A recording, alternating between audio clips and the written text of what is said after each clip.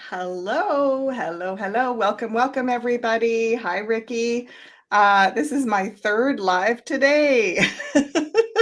Do I get No, a well, prize? I'm so excited to be here with my longtime friend, fellow truther, David from Down Under, who is, I think, really a tech guru, tech wizard. He calls himself a tech consultant. I think he's a lot more than that. And his specialty moving forward at this point in time is building digital freedom. So I'm going to let him kind of take the floor and start to take us on this journey. Welcome, David. It's lovely to have you back on the channel. It's been a while. it has been a while, yes, but uh, yeah. So I guess maybe the best way to describe this is start this is just to describe what I've been doing for like over a decade now. For over a decade, I've been working with individuals and organisations and keeping them safer and more secure with their computers, and also just like general consulting if they don't know how to do something on the computer. I usually find ways to help them reach their goals with whatever it is they're trying to do. So I've got quite a bit of experience seeing people get infected with viruses. It's like having other issues with the computers not working properly, but viruses is most probably the biggest thing I see in my day-to-day job. So so I think what I'll do, I'll just go over to my notes for today's.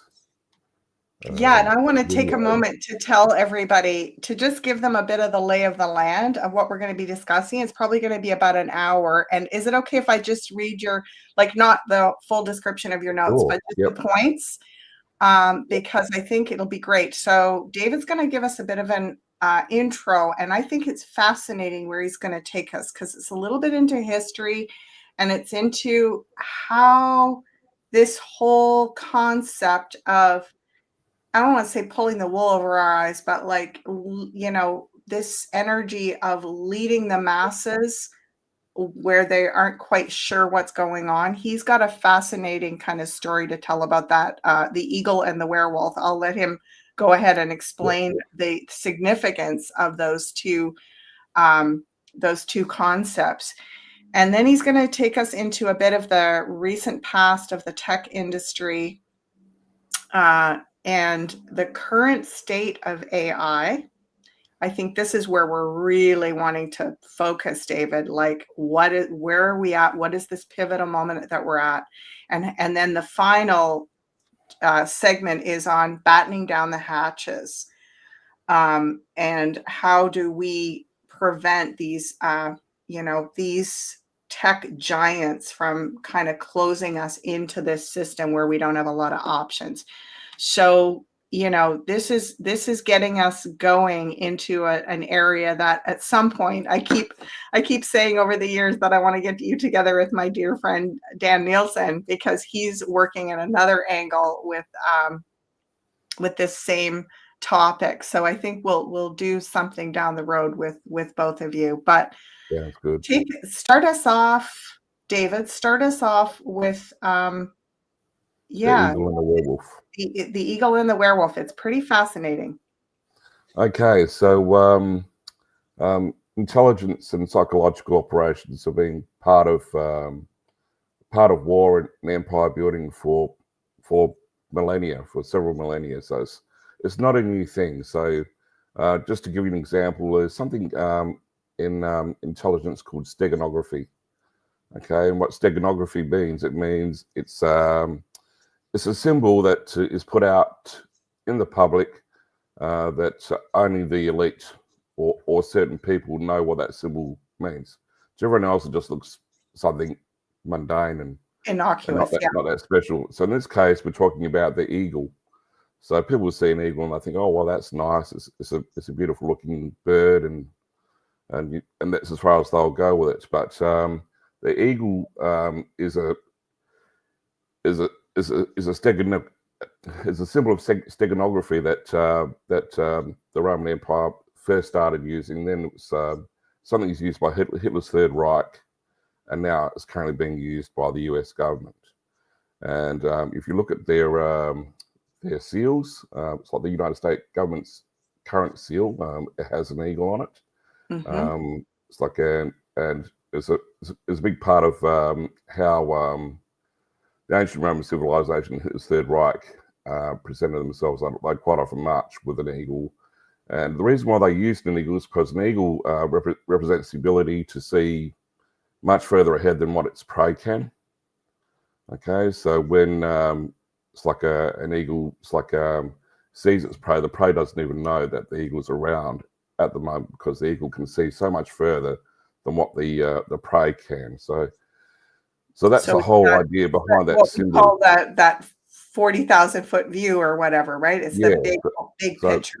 yeah, the eagle's not even a dot in the sky as far as the prey is concerned. It can't even see that. Whereas the eagle can see the prey quite clearly, and it gets a chance to start, heading towards it and attack it before it even knows it's there. Mm. And it's like that's how empires have been built for such a long time. It's like being able to know more than what your enemy knows or the public knows is very important to either invade another country or to keep the general population under control. Mhm. In the 80s, in Moscow University, there was a social deduction game created by the psychology department there called the Werewolf. Mhm. Another name for it is the Mafia game. And those viewers that are in the UK might know it as The Traitor, which was a reality game that's based solely on this experiment, which was quite popular over there. What's the word of it again? The name? It's called the Werewolf Game. The TV show in the UK was called The Traitor, which is based on the same social experiment. Traitor. Okay. Yeah. Yep. So, in a nutshell, the way the game works, it's like someone is either the traitor or the werewolf. Okay, and there's a group of people, and the group of people have no idea who the traitor is. Mm-hmm. Okay, so every night at the end of the day, after it's like socializing with everyone, the whole group gets a chance to try to figure out who the traitor is and vote them out. And if they fail to vote the traitor out, then the traitor can eliminate someone from the game after that vote. Okay, so the traitors will head off without the rest of the group know that they're heading off to like vote on eliminating someone. Mm-hmm. And what that game, what they discovered in the game was that the informed minority, well, which in this case is the traitors, will always have a much bigger advantage than the uninformed majority, which is the people that don't know who the traitors are. Okay. And that's important to Mm-hmm. give a lay of the land of what we're actually dealing with here. As far as the tech industry is concerned, we have a whole bunch of these technocrats that have like a huge idea of what's going on in the world. And then we got ourselves, which we're the uninformed majority, which don't know what they know. And that's I just want to stop you for a sec, David. I just think that is such an amazing analogy. And obviously, we're not saying that eagles are bad or wolves are bad, but what you're illustrating is that this is a phenomena where literally, the insignia, these games, it's designed to show us that they were fully aware that this was the position they were holding, that there was a lot going on that the common people were completely oblivious to.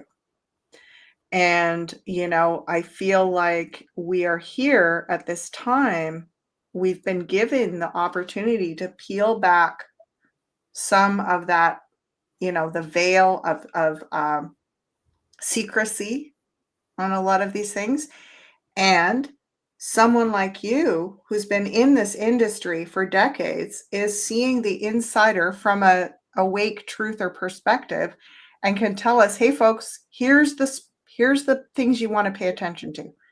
Here's the things where we can inform ourselves, empower ourselves, and avoid what.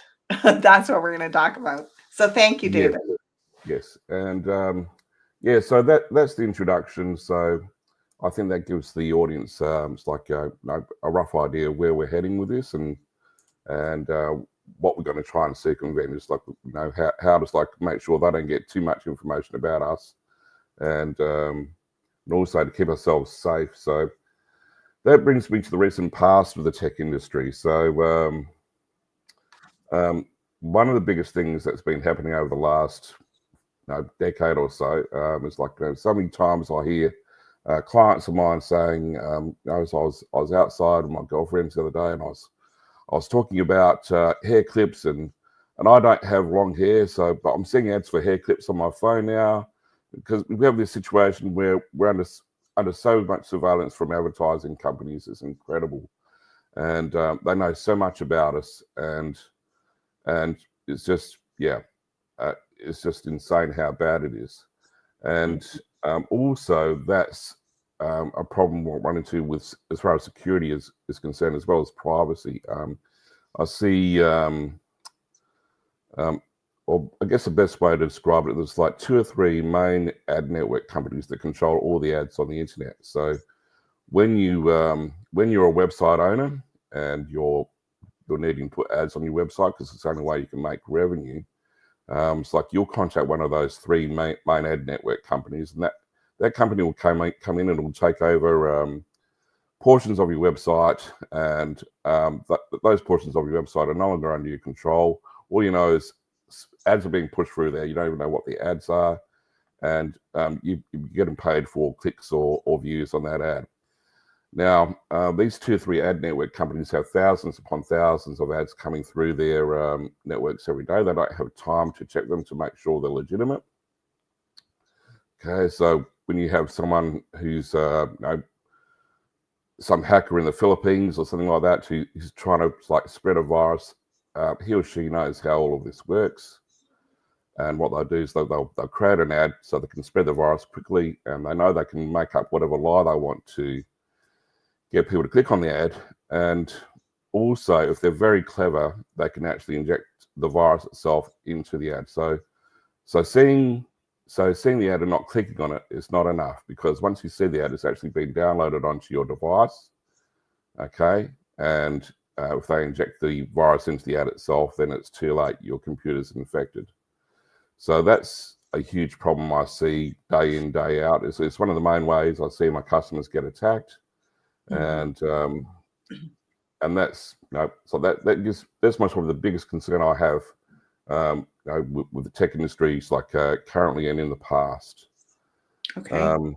Now we've got artificial intelligence coming onto the scene. That's bringing in a whole bunch of different issues. So we had a lot of surveillance with advertising. So with artificial intelligence, it's going to be it's like magnitudes worse than what it has been with advertising. So with advertising, what they're able to do is they're able to, like with mathematical algorithms, it's a bit like algebra. Mm-hmm. So if you ever did algebra in high school, if you remember that, it's like you got x plus y plus z equals 23. Mm-hmm. And then from that, it's like a result, you can figure out what x plus y plus z should add up to. Right. So with a little bit of information about the general public, like an IP address for your internet service, for example, they can tie that information to you personally, and then they can also build a profile that's pretty accurate of who you are and what you like, and that's just based on simple mathematics. With artificial intelligence, it just goes to it's like an even deeper level again, and the way artificial intelligence works has to know everything about everyone and everything. So one of the things that's concerning is like Elon Musk and sorry, someone's cleaning my windows outside right now. There's a metaphor in that, David. Someone's cleaning your windows. Your Windows software is getting clean. Yeah, your Windows computer. And we're actually going to get to that later as well, folks. It's like, so we're going to give you some easy and effective ways to like help keep yourself Yeah, safe, private. someone's already asking, how safe is antiviruses? Well, that's a good question, and I'll answer that now. It's like it's a lot like. Well, first of all, it's like some people are under the impression if you have antivirus, you're completely safe. That's not true. It's a lot like crime in the real world. Um, if you have a couple of detectives knock on your door and say, "Oh, we're just doing a sweep of the neighbourhood and we're just letting the people in the neighbourhood know we're there," and you turn around and say to them, "Oh, have you seen any criminals?" And they say, "Well, no, we haven't actually." And they say, "Oh, so that means we're 100% safe then." The detectives would say, "Well, look, it doesn't mean you're 100% safe because there's always some criminals that escape the net. But generally speaking, your neighbourhood is one of the safest in the city." All right. So just like there's, you're never 100% safe, even if you have the best antivirus out there, but there's varying degrees of protection. So the worst antivirus will give you virtually no protection at all. Good antivirus will get you as close to 100% as possible. It'll never be 100%, but it'll be like 90 or 95% safe. And you're going to give us those details I'm going to later give on, you, right? yeah. Okay, So great. stay tuned to the, yeah. Thanks for that, Gisela. That's a very good question, and that's something we're going to have. We're going to have some free tutorials for the audience to like have a look at the end of the video. We'll links to that anyway. We're not actually going to show them today because the video will go for like 2 hours instead of one if we did that. But yeah, back to where we were with the current state of the tech industry. It's like Elon Musk and Jack Dorsey. I think I might have a link to that actually. Yeah, do you want me to put your share screen up? Do you want me to put your screen up? Yep. Hold on, I'm just going to just put a different screen up. Yeah.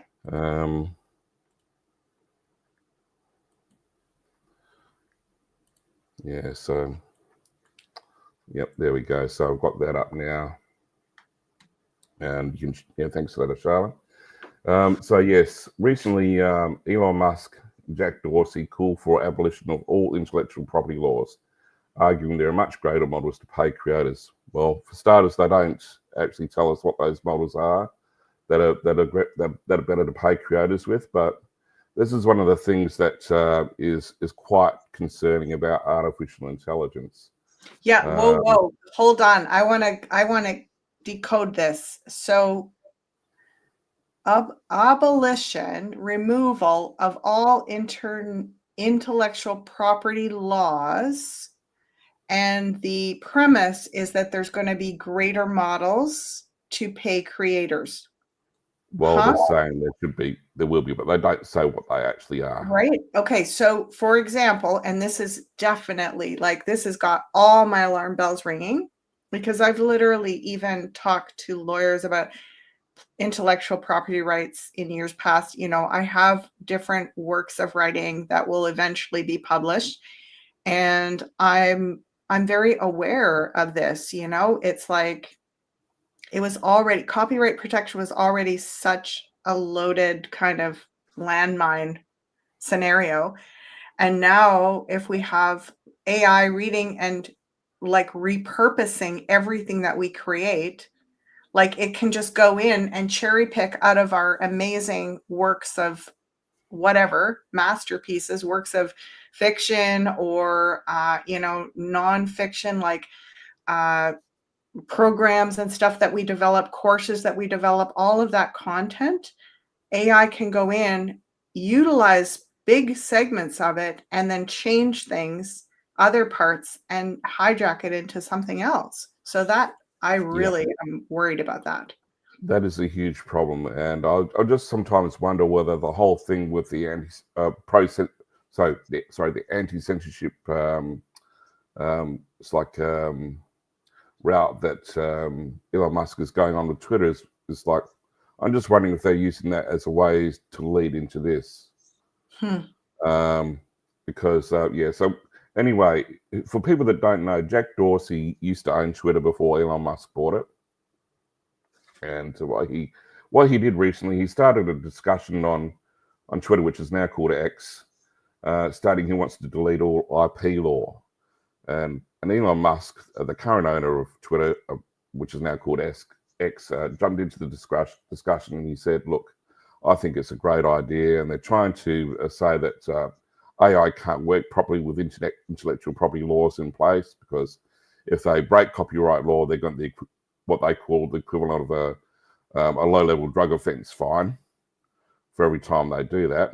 Obviously, it could be a lot more than that, but I obviously want to downplay that. And yeah, it's quite concerning. And what I'm going to do now, I'm going to just share another screen. And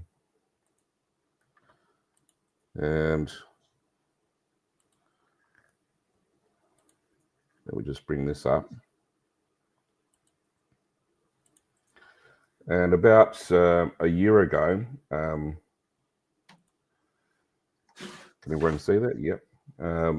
It's like one of the lead developers for OpenAI, which is one of the biggest AI platforms out there at the moment. He raised legal concerns about ChatGPT's data sets and how they need to access copyrighted information, and how they're doing it in a way that breaches copyright, which he was quite concerned about. He apparently committed suicide.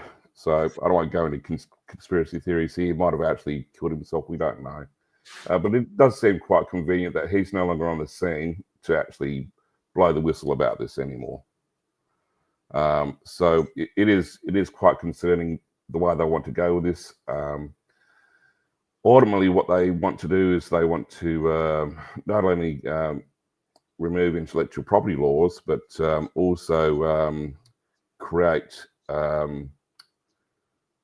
a situation where there's no such thing as property laws either, and we'll have this tech industry with the help of AI creating what is the equivalent of techno feudalism. So, I mean, I like to call it the dictatorship as well, but techno feudalism is most probably a more accurate word. So it's pretty much exactly the same as the feudal situation that we used to have in medieval Europe, where we had kings and queens that would own all the land, and if you're a farmer, it's like you had to pay tax to the king and queen, and you never actually owned the land. Sorry, there's some window cleaners again. So yeah, so if you had a farm, you never owned the land. The king or queen owned it, and you also had to pay a tax on your annual harvest every year to the king or queen that owned it. That's the type of situation they want to bring forward with AI, where we don't own anything anymore. They're talking about bringing in universal basic income, but I think that's just going to be something that could eventually might start off as being a good thing, but eventually it's not going to be much better than that situation I was talking before, where we're paid it, so we don't own anything, and they're just trying to keep us quiet. Yeah, and I mean a lot. Okay, so I also really am aware, like, it's fascinating to me how many of my friends and family are already using ChatGPT for things like writing simple letters, answering questions about things that they don't want to spend the time doing research online. They want to just get a quick download of the information. I even have, I know of someone that's using it to get counseling, like they're actually putting in diagnosis for illnesses. You put in all your symptoms and it gives you this great analysis. So I even heard where you can ask the question in a very simple way and you'll get kind of like the simple chat GPT, but if you ask it in a really intellectual way, you'll get a whole other version, which is super, super deep, profoundly deep. Okay. So where I go with this is, first of all, like we run the risk of dumbing down more than we already are, because we're getting more, like, it's so quick for us to get used to this, right? For me, even as a writer, I started writing 30 years ago, before computers really, and I was writing by hand, typing, right?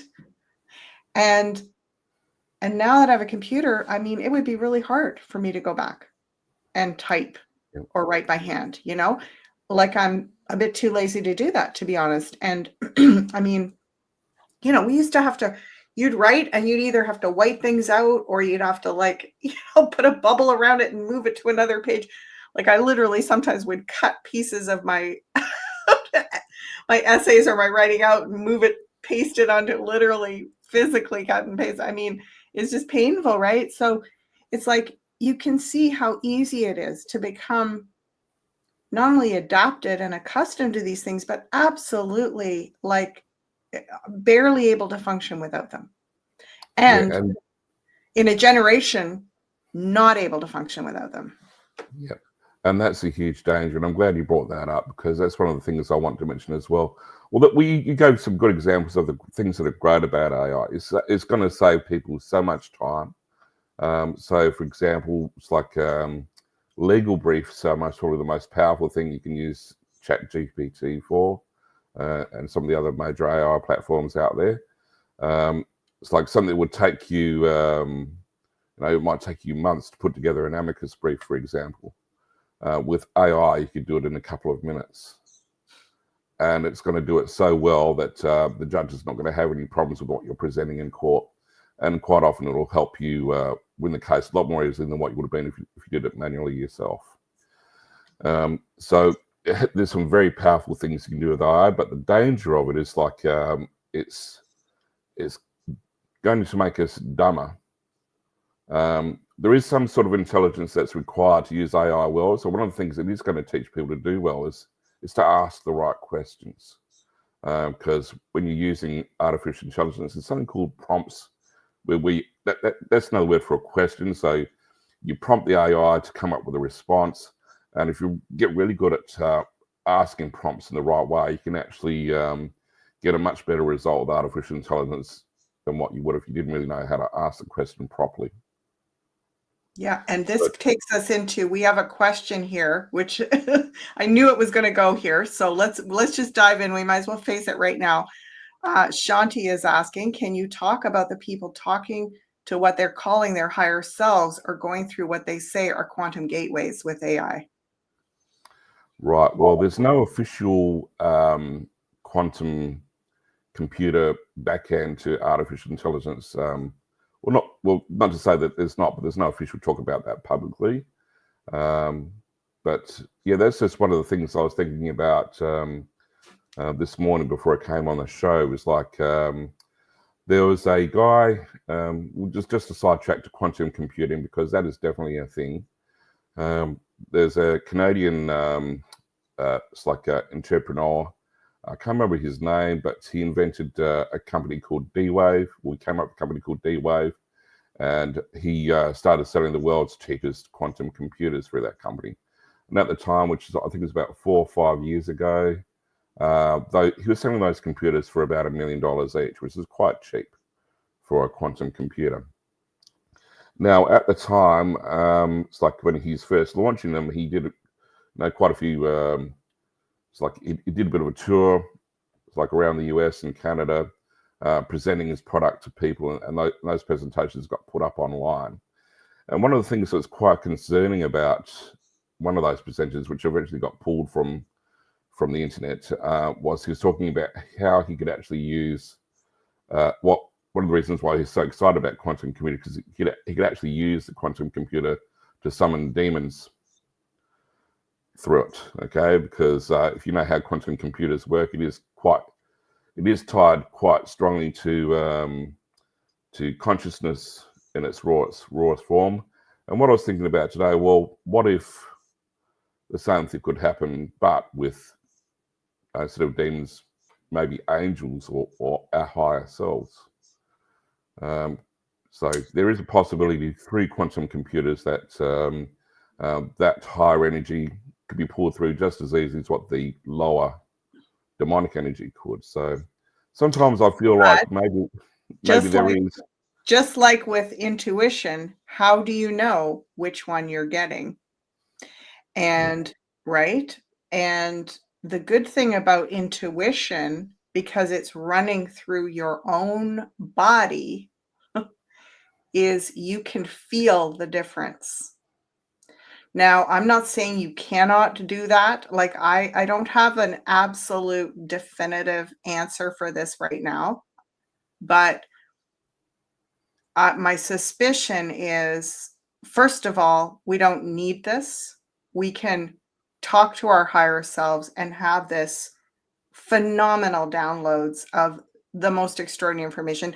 Folks, I do it all the time. I mean, I talk to people's higher selves day in and day out. That's what I do for work. And the most extraordinary stuff comes through. I mean, I don't brag about it, but it's just unbelievable. The details, like I'm not a AI chat GPT, but I'm basically tuning in with this person.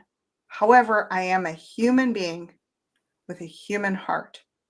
I have emotion, I have compassion, I have a soul.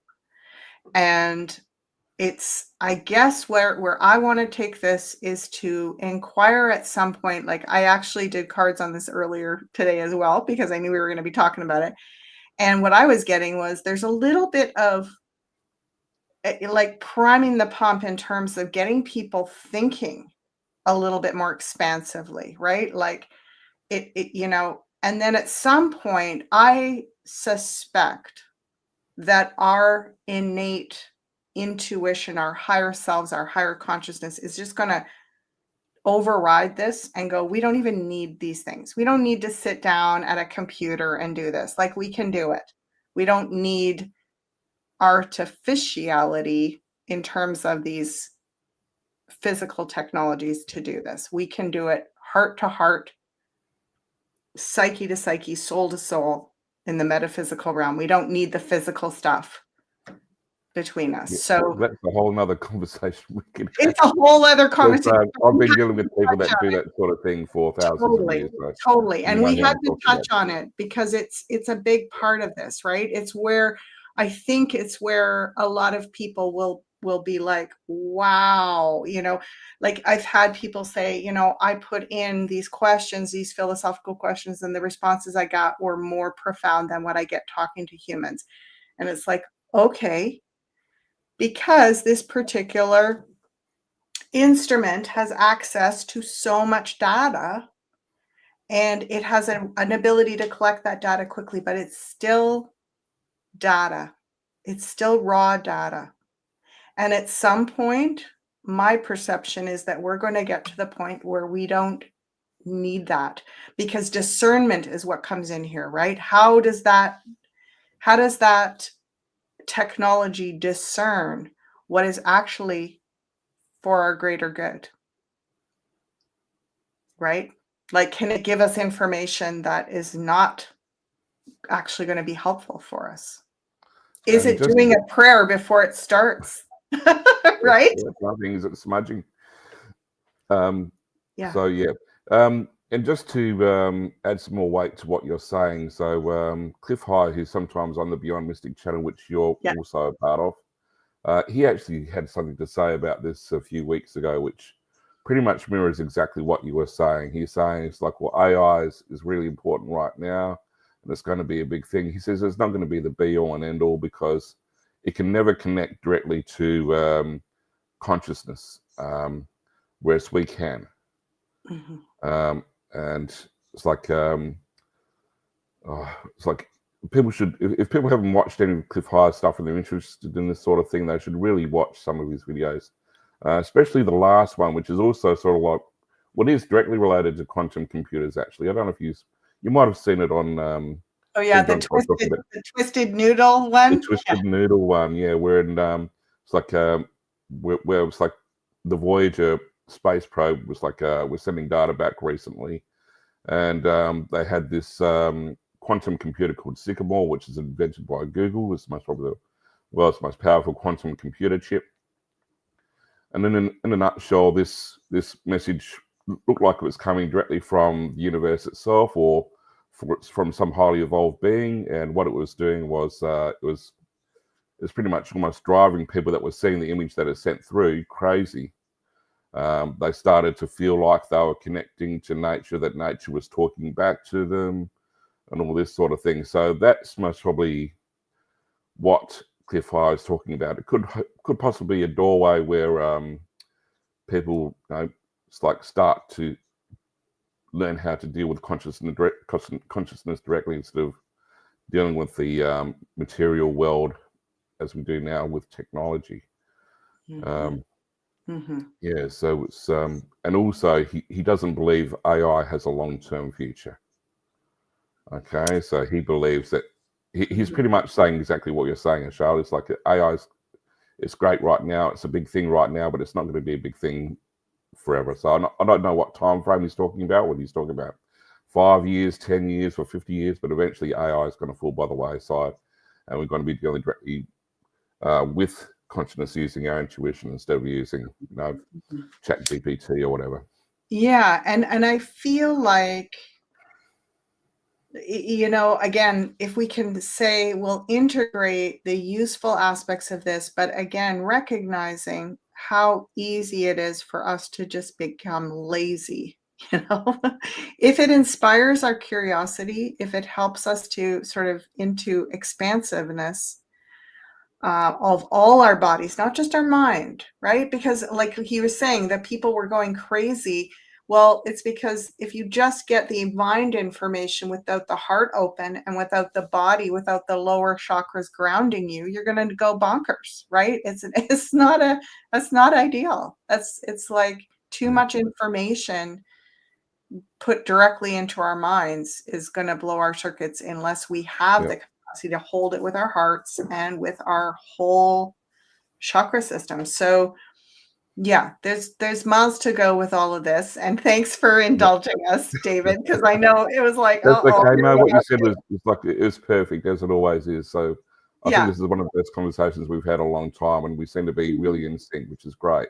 yeah, And absolutely. Thank you, Shanti, for your yeah, that was a brilliant question, Shanti. And questions. That's awesome. just to say one other thing about that Twisted Noodle video that Cliff did, one of the things that was really exciting about it was they're trying really hard to shut it all down, because what they were saying was they believe the consciousness of humanity was getting infected by this, and this is actually a good thing. So that could lead to the fall of AI, and also this message that came through the Voyager space probe and was being processed by the Sycamore quantum chip.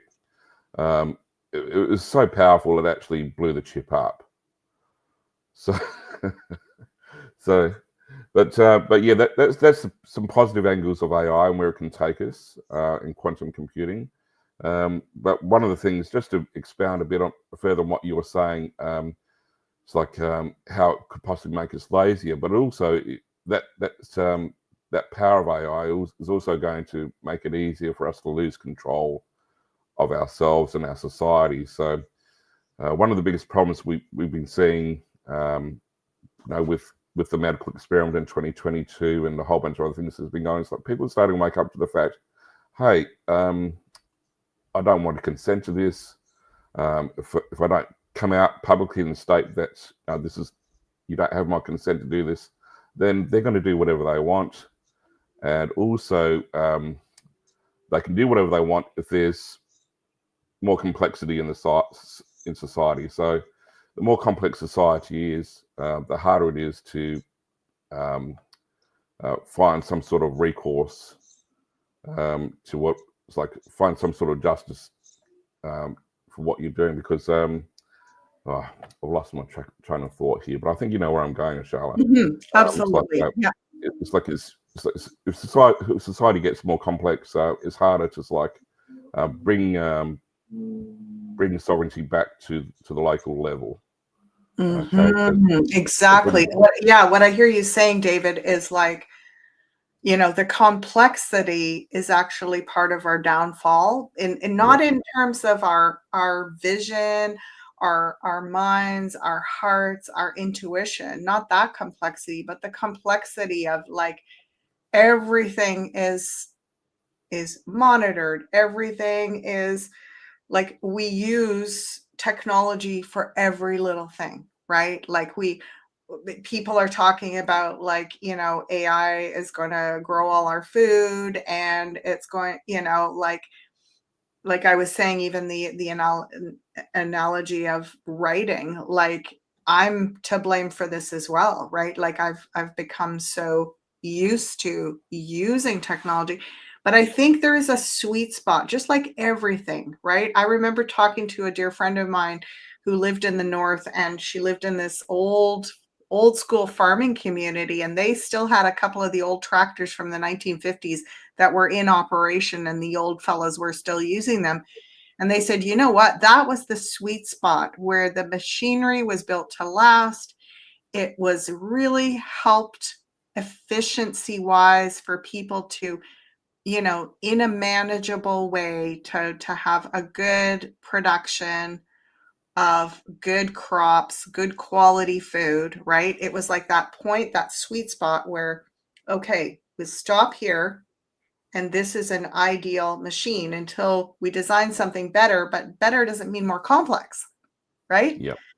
Better And that's could exactly what I'm could trying to just say. mean like Yeah. maybe it's not run on oil and gas or whatever. It doesn't mean that it has to have, like all these bells and whistles and whatever, and the systems where you have to take it in and have it serviced. The new combines and stuff, they cost millions of dollars, and servicing them and maintaining them is just a nightmare, right? Yep. It's like, okay, now we've made it so complicated. First of all, it's unaffordable. Secondly, it's unsustainable. It's a pain in the what, and it creates just more disconnect for us, right? So how do we find That's that the word. point? That's the word, Charlotte. And the more complex and the more complex society and technology becomes, the bigger that disconnect. Yeah, Like exactly. because what you're talking about here is like that farmer was able to like do everything he needed with that tractor himself. He didn't need to call in a specialist, a computer specialist, to look at the computer chip in his harvester. He didn't need to like call in all these other experts to get his harvester back on the farm, working back on the farm. And ultimately, what we want to be moving towards, well, back towards, is a situation where, at the very least, there's someone in your neighbourhood or city that knows how to like solve any issues that might be arising from the technology that you're using. And also, they do the same thing with society through law. They make law so complicated and so convoluted that you can't solve legal issues in your community easily without needing a specialised lawyer. And that's what we Yeah, want to be. absolutely. So, like, we don't need to go back to sticks and stones, or even with law, we don't need to go back to like, very, very simple. But we don't need to get into this jargon. We don't need to get into this extreme complexity. Like, you got to be suspicious when it starts going down that avenue, right? Like, is it really necessary? Why is it necessary? Like, I just think about that with so much of the tech, right? Like, we still functioned really great like 25 years ago before we had all this, businesses operated really great. There was probably a few things that are improved by this technology, but the rest of it is just it's just a actually, you hear people that are talking about how it's just constantly, their technology is always causing issues, it's always slowing them down in the workplace, it's always like, they have challenges, they have to take it into their computer specialist.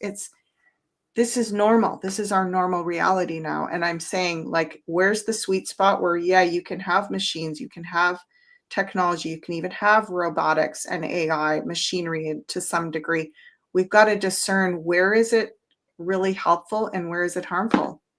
And this goes back to what we were talking about in the intro when we're talking about the eagle and the werewolf. Um, so, um, so it's like in order to be free, we need to be decentralized. But if we're going to be enslaved, things need to be centralized a lot more. That can only happen when you have a highly informed minority and an uninformed majority. So when you have technology and society getting as complex as what it is, that's making it a lot easier for an informed minority to take control over the uninformed majority. Um, and also, one last thing while we're on this subject, which I think is quite relevant. I was thinking about a lot over the last few days. a lot of people talk about how tribal societies aren't very advanced and all that sort of thing, but they did everything themselves. They were their own plumber, they were their own electrician, for lack of a better word. They didn't have that type of technology, obviously, but everything they needed to do for their community, like making clothes, it's like finding food, it's like building weapons. They were able to do all of that themselves within their own community. They might have had a bit of specialization, but it was nowhere near as crazy as what it is now. And I think that's what we need to. It's like going back to what you're saying before about the tractor. That's a very similar analogy to what I'm talking about. We need to get back to like simplifying things a lot more, and with that simplification, we're going to like get our freedom back. I love it. I love it. And we're not saying, folks, no tech. What we're saying is let's do wise tech. Let's use tech like for the right reasons in the right way. Yeah. Alessial Emma is saying, I heard the suggestion of keeping AI out of your grounding tasks like gardening and other manual tasks. So yeah, I mean, these are so interesting conversations. And I feel like let's have these conversations. So Yes, great. sure. And that's one thing that AI can't really do that well. So if you're a gardener or a plumber or you do roadworks or some sort of manual labor like that, AI is not really going to be able to take that over. I don't think robotics is far enough yet where they can take over those sort of jobs. So that's one good thing. But also, just one last thing about this issue of complexity and the eagle and the werewolf analogy. It's like we don't have to go back to being a tribal society. We can still keep our tech, but what I'm trying to say is like, if we need someone to solve a complex issue with the technology in our area, it's like as long as we have someone within the city, within the state that can do that, then we're not getting too far away from being able to keep things under our control. If it gets so complex, we need to find someone outside of the state, or maybe even from another country, to come in and solve the problems for us. Then that's when we start getting into trouble. Yeah. It's interesting, David. I've been doing these Intuition Fridays on Beyond Mystic with Penny Kelly, and she does these cool exercises where she has a problem and she puts it out to the group, and everybody, she basically takes you through a visualization exercise, and she knows what the problem is, but she doesn't tell you. So you're not activating your logical brain, you're stimulating your intuitive brain, right? Your subconscious. And then she basically gets everyone to reveal what they saw. She says there's a problem and you're going to look for, like, there's all these steps. You look for the key, you look for the person that tells you how they solved the problem, and la la la. And then she gathers all that information, and it's actually solutions to the problem that she was thinking that she didn't disclose to the group. And it's so spooky. It's so accurate. It's unbelievable. And of course, I believe it because this is the work I do. But there we go. Like, how do we know that a group of us with our hearts open, tuning in like that, like remote viewing, we can solve any problem? Like, we already have the building blocks to solve these problems.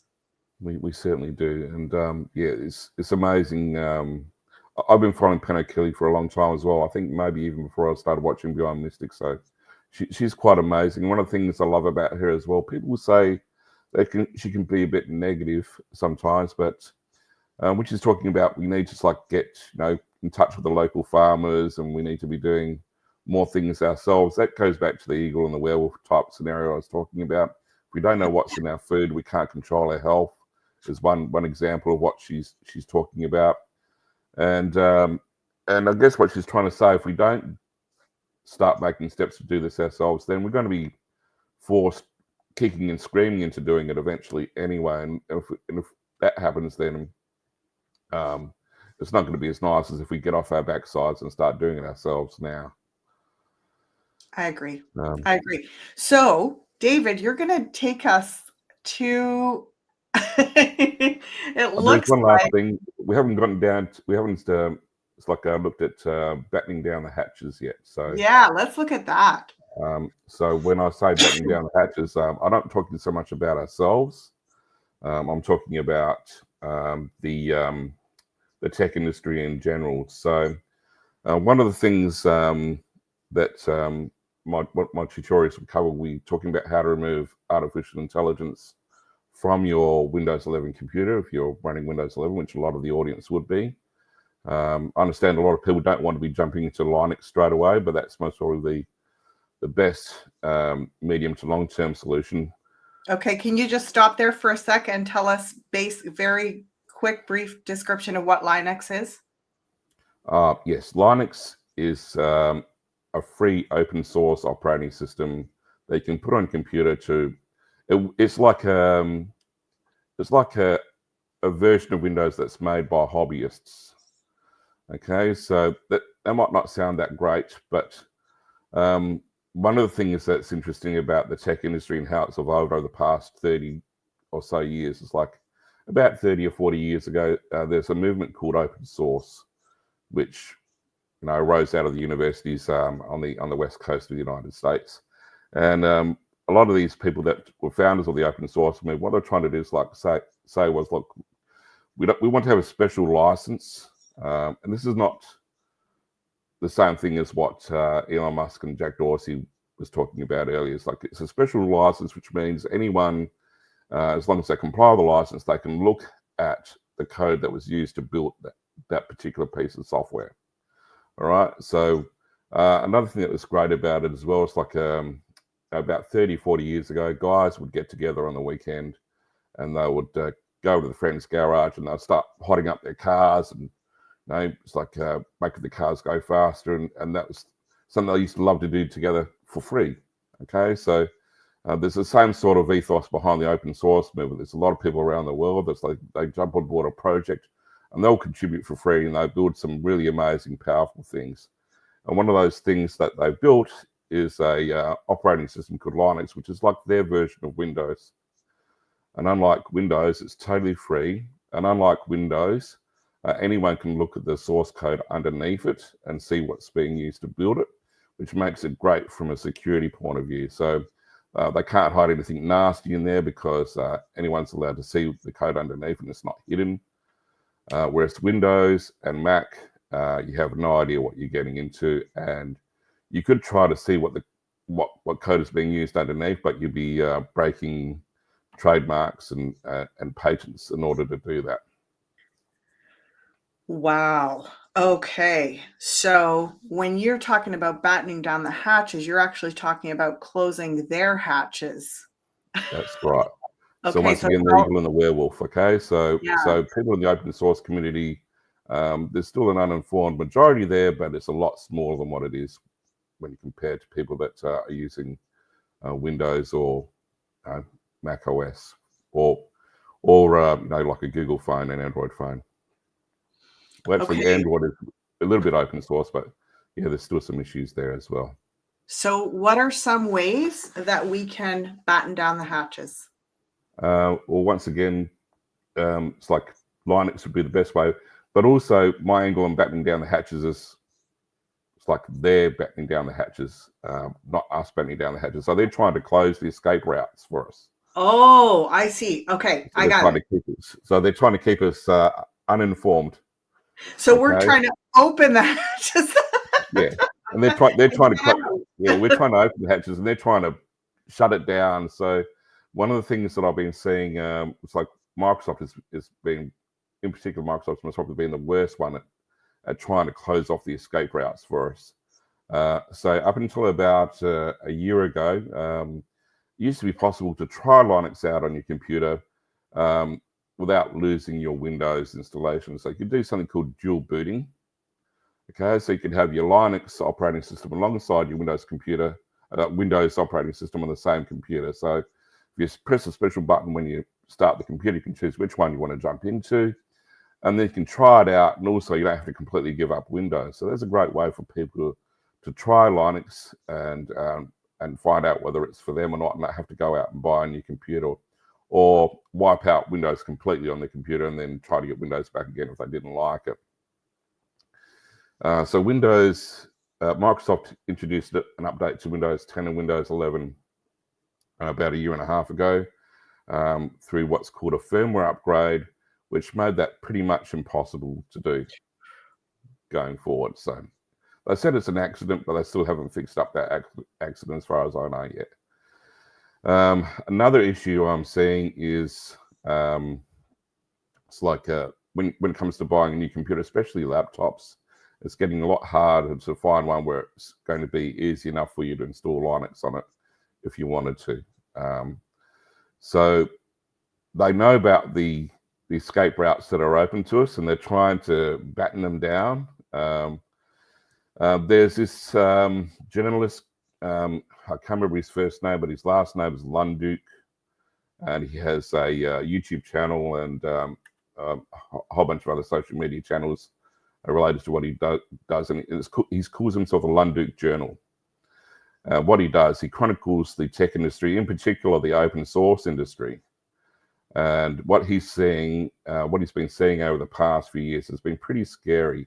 It's like diversity, equity, and inclusion has really taken over the open source community in a really, really big way. It's gotten so bad that the original ethos of freedom of speech is pretty much non-existent now. What you're referring to is wokeism, basically. Yeah, basically, it's come extremely woke. Yes. So now, like, what I might do is I might just share a minute or two of one of his videos. So I might share the screen again, and I'll let him explain himself some of the things he's seeing. And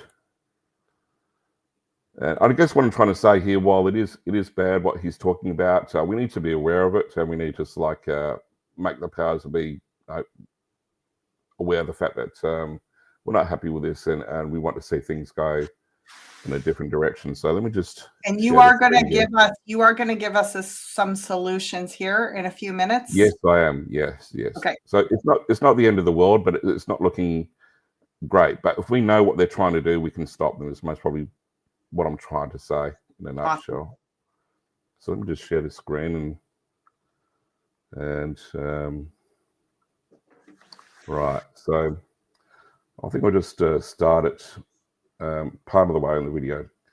So this is most probably the biggest. The Linux Foundation has dropped. Oh, hold on. I don't know why, but it started going fast. Let me just go back a bit and make sure the speed is okay. Yeah, playback speed is normal. I don't know why it started going fast. But anyway, so let me just give you a bit of a background to this video before I start it. Every year, people in the open source communities are saying, oh, this is going to be the year of the Linux desktop. And when they say the Linux desktop, they mean like a replacement for Windows or Mac OS computers. And he's explaining why he doesn't believe 2025 will be based on what's happened in 2024. So I'll just play a couple of minutes of this video, and this gives you an idea of some of the problems that have been happening in the open source community. So let me just play this now. Forgotten what horribleness has happened just this year. We're not even going to bring up the awfulness that was last year. We're talking just this current year, 2024. Here's a random sampling. The Linux Foundation has dropped their spending on Linux to the lowest amount they ever have. It is never right. Their total percentage of income directed towards Linux is now 2 whatever it is percent. It is the smallest number it's ever been, and it's decreasing year on year. It was a higher total number last year and a higher total percentage. It keeps getting less and less and less every year. Does that suggest to you the year of the Linux desktop is coming? No, they're winding it down, baby. They're shuttering the darn thing. How about the GNOME Foundation, the most popular Linux desktop in all the land? Yeah, they're heading towards bankruptcy. I called this, let's see, when was this? Back in April of this year, I declared, hey, is the GNOME Foundation going to be bankrupt in a year? And yeah, now they're doing layoffs. Everyone, by the way, after I looked at the books, I looked at their financial records and I looked at their annual reports, and I said, based on math and spreadsheets, like you do with a business, there's no way they're in business. for more than a year or so without kind of just, doing mass layoffs and just utter chaos. And okay, that's just some of the stuff he goes through in this video. So some things he talks about is programmers being banned. So when the Ukraine-Russian war started, it's like they banned a whole bunch of programmers for Russia just for being Russian. That's just an example of the wokeism it's like that you're talking about before. That is like making it hard for the open source community to go forward. And these Russian programmers weren't just low-level programmers; they were high up in the food chain, and losing them was not a good thing. Now we've also got other companies like Red Hat who are facing lawsuits due to their DEI programs. So if you're white, and I think Asians they don't seem to like Asians either, but in particular if you're white, they won't hire you, regardless of how good you are. So there's been a few successful lawsuits filed against Red Hat and other companies trying to overturn that. So it's not all bad, but you can see what they're trying to do now. It's like they've got these foundations running most of these open source projects, and they're infiltrating these foundations and they're trying to run them down. One of the things that they're also trying to do, they're trying to overturn the open source licensing model. So Ubuntu, which is like a Linux distribution, which is quite popular, and a lot of other Linux distributions use that as a base for their own Linux distribution. They're trying to introduce something called Rust to rebuild important parts of the Ubuntu operating system later this year, and it's not even feature complete yet. But one of the things that is worrying about Rust is not a completely open source licensing model, so it's partially closed source, and that allows them to once again have this eagle or werewolf situation where people are no longer informed about what's going on with their computer, and they can't get under the hood and look at the code and see what's going on, whether there's any security issues or whether it's doing anything nasty that they don't want it to do. So that's what I mean by battening down the hatches. So that is a huge issue, but I think the tide will hopefully turn later this year when more and more people start to see what's going on. But yeah, unfortunately, the tech industry is very, very woke at the moment, and it's causing a lot of issues, especially in the open source community. Okay. So now you're going to take us. Yes. Here we go. All right. Well, let's just path beyond all of this. Yes. So, and like I was saying before, not everyone wants to jump into Linux, which is fair enough. It can be. There are quite a few very simple and easy to use Linux distributions. Just to let people know, it's like the only issue you might have is trying to figure out how to install it. But once it's installed, it can be very easy to use. So there's a Linux distribution I like, which is called Zorin. That's Zorin. And can you give me the links to these? I can put them in the video. Yep. I'll send you the links to. Yep. And I have quite a few customers running Zorin already, and not a single one of them has come back to me and said, "Look, David, I can't use this. Can you please put me back onto Windows?" So there are some really easy to use distributions out there, and Linux Mint is another one which is quite popular, but I prefer Zorin. I just find I don't have any problems, and the people I'm talking about that are using Zorin, they're not tech gurus. They're in their 70s. They're retired. They're not tech people at all. They're sort of the type of people that drive everyone else in the family, with tech support requests. It's like asking the kids or grandkids, "Can you come over and help me get my email sorted out?" or whatever. It's like those type of people. It's like, and they have no problems with Zorin. So wonderful. And just for all of you to be aware, David and I are working on things to get me into these systems. And so I will be able to report to you in the next few months about how this transition away from Windows, away from all of this. Yeah, so this is all about solutions as well as like, making people aware of the pitfalls of using their computer. So I've just got I just threw together a website quickly yesterday. It's called buildingdigitalfreedom.au, not AI, U for umbrella, not I for India on the end. Okay, so make sure you get that right. And AU as in Australia, folks. yes, AU is in Australia.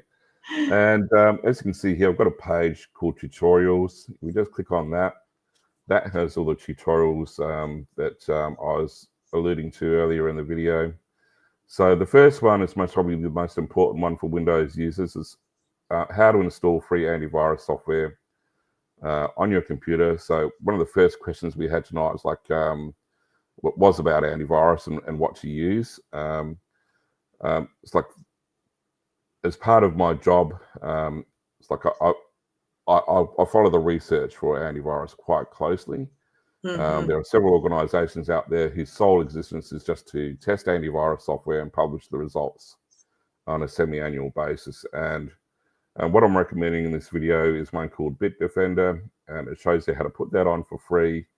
And the fact that it's free is nice, but what's more important, it's been proven to be the best independent scientific test for over a decade now. So once again, we have that analogy of the detectives, coming to your neighborhoods. Like, this is not going to keep you 100% safe, but it's going to get you as close to being 100% safe as possible. So it's going to be a lot better than using something like McAfee, for example, which is not going to keep you very safe at all. And as well as a video on this page, I also have free written tutorials that you can download. So if you don't want to follow along with the video, you can do that. Okay, and the next tutorial I have is why ads are dangerous. Okay, and this tutorial delves deeply into the dark world of malvertising attack, which is a word that people in the cybersecurity industry use for advertisements that are malicious and can attack your computer. So they call it malvertising.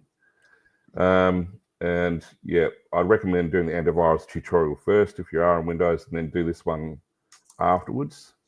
And this shows you, once again, this is based on research that I've done in the past and what are the best ad blockers out there. Because as you might have guessed from what I was saying before, we don't want to see ads, let alone not click on them, because sometimes they can inject the code for the virus into the ad itself. And in order for you to see the ad in your device, it has to be downloaded onto the device before you can see it. All right, so great. And I guess what I'm trying to say with these tutorials as well, it's like these are simple and effective ways to keep you safe. It's like there are people that might get into the comments and say, well, look, you can do this and you can do that. This is not aimed at people that know a lot about tech. Okay, this is aimed at people that it's like, would be novice or intermediate at best. Maybe not suitable for a complete beginner to computers, but someone who knows a little bit about computers, but only enough to maybe get them into trouble sometimes. Right. Yeah. And most of these solutions are free that I've got in these tutorials, which is also important. So I'm not making any money out of most of this stuff. There is one thing where I'm making money out of as far as the ad blocking tutorial is concerned. I don't talk about it in the actual tutorial video, but in the free written tutorial download, there is talk about how to keep your phones or your iPad safe. So if you've got an Android phone or Android tablet, or you've got an iPhone or an iPad, malvertising is quite a big problem for those devices. And usually in that situation, it comes through via your apps instead of websites, because people don't usually look at websites on those devices. And I do recommend a software product called AdGuard, which blocks that sort of stuff from getting onto your device in the first place. And I do recommend getting AdGuard installed on your phone if you have one of the cheaper Chinese ones. The cheaper Chinese phones like Oppo, Realme, OnePlus and Xiaomi, they're the worst culprits for being pre-installed with malware. So you buy these phones and they already have malware pre-installed on them. So so if you put something like AdGuard on there, it will cost you money to put on there. And I do have an affiliate link, so you'd be helping me out a bit with that. But it's like if you do put that on there, it's like you won't have to go out and buy a brand new phone. Just like get past that issue. All right. Exactly. I'm sure it's much so less than that. It will cost you a bit of money, but it's a lot cheaper than going out to buy a brand new phone. Right. And getting back to what this video we're doing tonight is mostly about, which is AI. I've got some tutorials here. It's like a couple of tutorials actually. One for removing Copilot AI from Windows 11. It is on Windows 10 as well, but Windows 11 is where it's usually a lot more invasive, for lack of a better word. And one of the things I haven't discussed so far in this video is like one of the reasons why people want to remove the Copilot AI from their Windows computer. And what happened last year was something which was quite controversial. They introduced a feature to Copilot called Recall. And what Recall allowed Copilot to do, it allowed it to it's like take screenshots of your computer every 5 seconds and store them, and then analyze those screenshots using optical character recognition, so they could read the writing and the images. And the whole idea was it's like your AI would know everything about what you're doing on the computer and be able to like give you ideas on how to like do things better. So a bit like maybe having a spouse that hangs around you 24/7 and never leaves you alone. they're a lovely person. They don't have, it's like they have your best interests at heart most of the time, but they know everything you're doing, and they're just offering suggestions on how to do things better all the time. That's the whole idea behind it. But what people were quite concerned about was it exposed as a potentially huge cybersecurity breach. Okay, so and also people weren't sure. Was like, is Microsoft looking at my stuff? Or not Microsoft looking at my stuff? Yeah, right.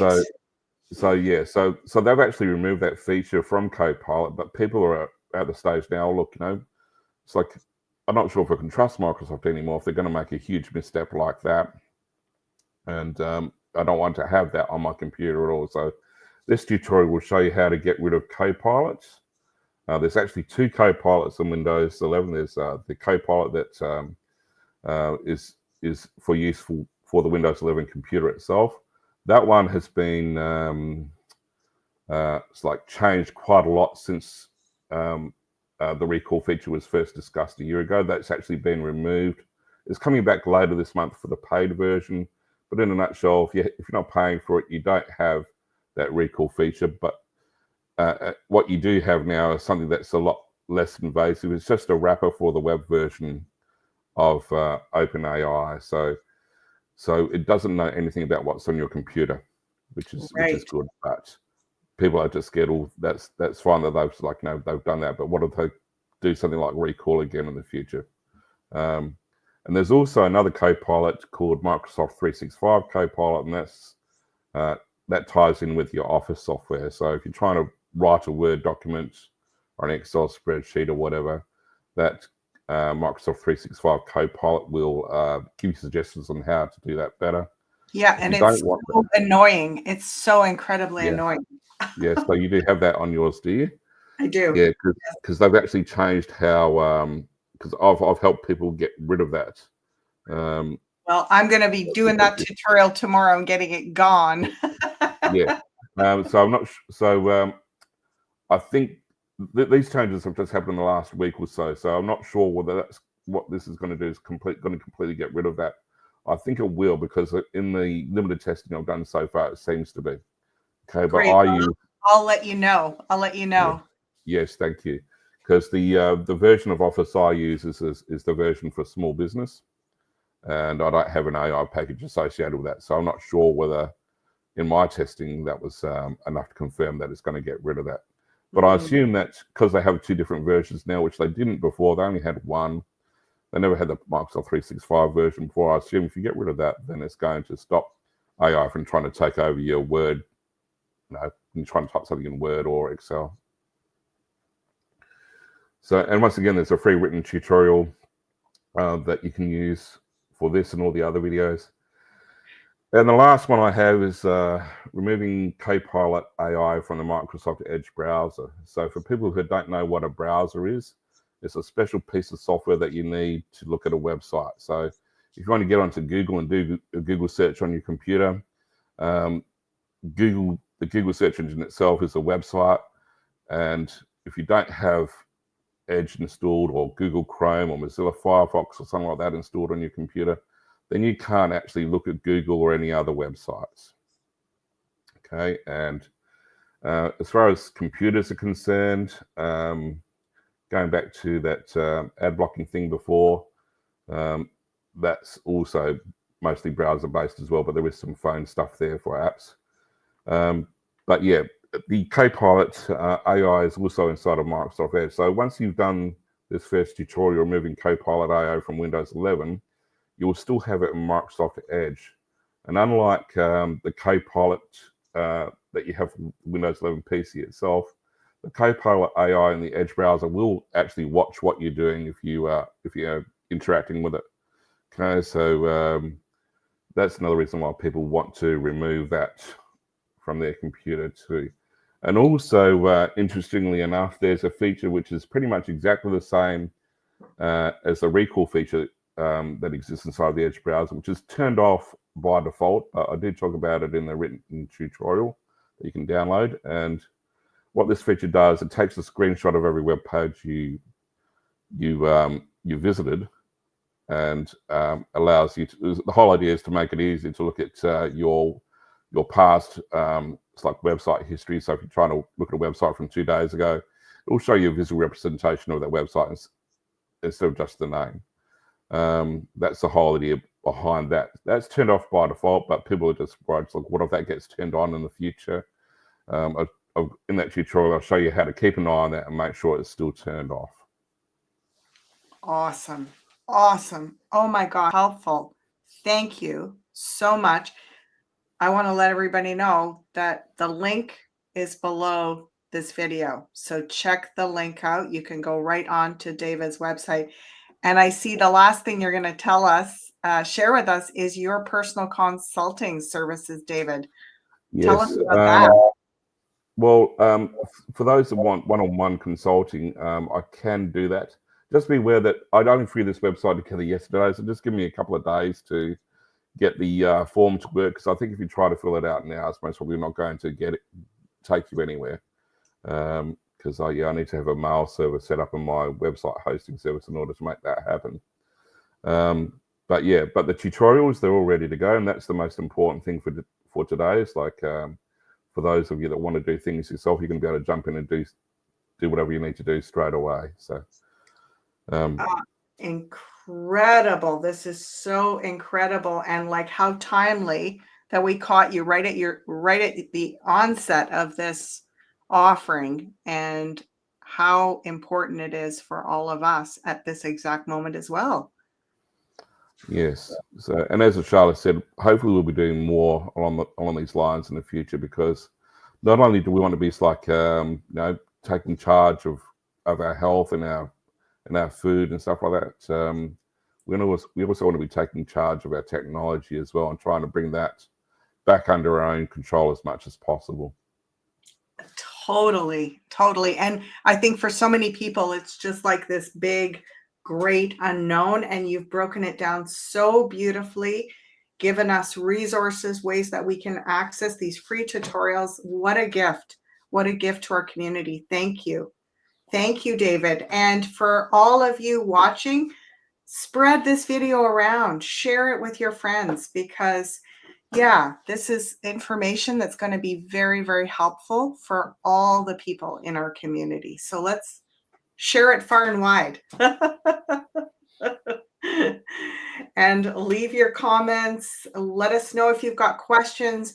We're going to do this again down the road. We're going to go a little deeper into this once I've done a lot of my own getting myself off the grid. I'll share that story with you, and we'll have David back on. Thank you so much, David. This has been a real delight. It's been my pleasure, Ashala, and thanks to your audience. You have a wonderful audience, by the way. They've asked some really good questions, and they were just so helpful today. They're really, it's like, ask the sort of questions that everyone else in the audience would like to know the answers to. So that was great. Totally. Thank you, folks. Blessings. Have a beautiful rest of your day, evening, wherever you are in the day. And be well. We'll see you soon. Bye.